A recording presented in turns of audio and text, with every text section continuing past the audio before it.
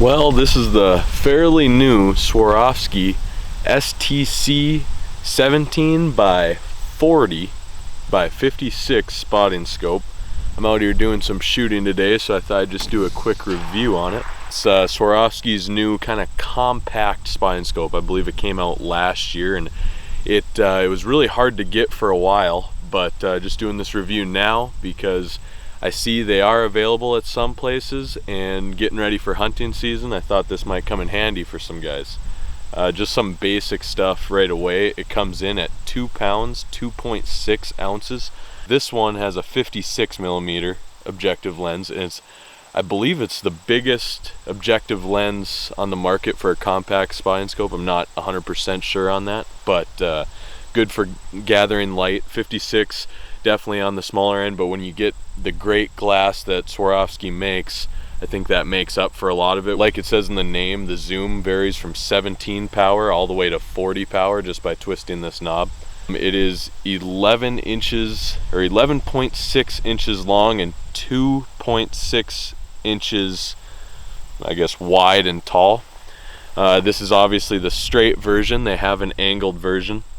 I have it does have where you can adjust the eye here. I have an Olin adapter, and that's actually what I got on my phone. It's like right now I'm just gonna put it through there, and this Olin thing, by the way, is really cool too. As you can see, it just snaps right on there. NJ Hunting logo now on my pickup that is 5 yards away from me, and it's a huge range of of focus. And I don't know why someone would want to focus at 5 yards. Maybe you're taking some video through your phone at a, I don't know, butterfly or something that's really close, but it really lets you really dial in that focus even at long range. So overall, super impressed with this spotting scope. Shaved about 2 pounds out of my pack, and that's what a lot of regular spotting scopes are, about 4 pounds. This, like I said, 2 pounds, 2.6 ounces. Before I show you the different distances filmed through the Olin of the STC here, I just want to show you some footage of low light that I took this spring right after I got the scope, because of course I was interested in testing it out. These are some elk at about 500 to 600 yards. As you can tell, very clear. It actually doesn't even seem like it's low light. So I pull the phone away from the scope just to show that it is about right at sunset. And again, that was at 500 to 600 yards. That's that at low light. Now to get into, I'm going to go at 200, 450, and then 600. Alright, so I got the spotting scope pointed at my target downrange here at 200 yards. I got the Olin phone adapter on. This stays on the spotting scope at all times. Comes with a nice little cover actually that you put on there. But I'm just gonna click the record here, snap it into place, and then I'm gonna crank it up to all the way to 40 power here. And then I'm gonna refocus it here at the target, and you can see just how clear it is right here at 200 yards at the target. That little dot off to the side is just for me to shoot it at 200. Don't worry, I haven't shot yet. But then I'll pull it all the way back. As you can tell, pretty good range. This is me just focusing the phone. It has nothing to do with the spotting scope.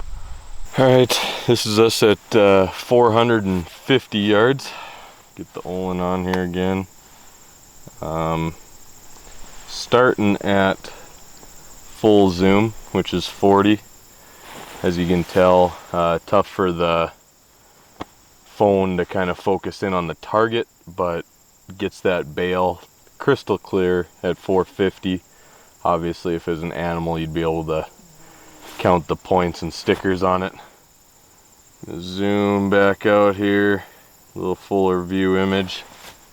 As you can tell, again, really good edge to edge clarity. You can see those bails on the right side of the frame are clear. Just panning over to them. Really clear spotting scope here at 450 yards. Just showing the spotting scope here at 600 yards. As you can tell, fairly clear still. If you look at the trees in the background, you can tell it is misting pretty good right now. So this is it at 40 times zoom, it's max zoom. I'm going to bring her in to the 17 power zoom. Try to focus it out there again. There we go. As you can tell, still very clear here at 600 yards. So I'm obviously super impressed with this STC spotting scope. Just very compact, just a lot of good things. Gathers so much light for how small the objective is here at 56 millimeters, and it is very impressive. But I do have one kind of knock about it, and it has to do with mounting it on a tripod actually.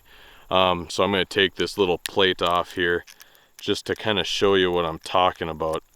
With these little plates, what you do is you screw in this little screw, obviously here. Then they usually have this, I call it just like a push button thing that locks it into place. It just has a spot to screw it in. And so sometimes when you have that, it'll turn pretty easily and loosen easily. Just for an example, so you guys see what I'm saying, I just tightened, so I got it pretty snug on there, this quick release plate for a tripod, and you can see that button right in there is not connected to anything. And so it doesn't actually take me much to move that tripod piece, and now it's loose. I don't know, I wish they had a little dot there, or I don't know what the exact terminology is, but I wish that's my one knock on this scope. A great scope. Right now I highly recommend it. I like the I don't know what they call it, a rubber coating on the outside, just for holding on to, gives you a little friction even when it's wet.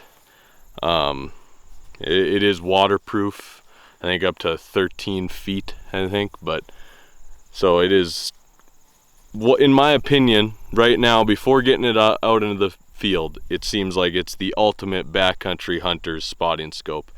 Really impressed and really looking forward to using it this season. If you have any questions, don't be afraid to reach out to us, because we'll be using it all year. So if you have any questions even later in the year, wondering if you should get the scope or not, I'm guessing it's going to be a hard yes from me, but we'll see how it goes.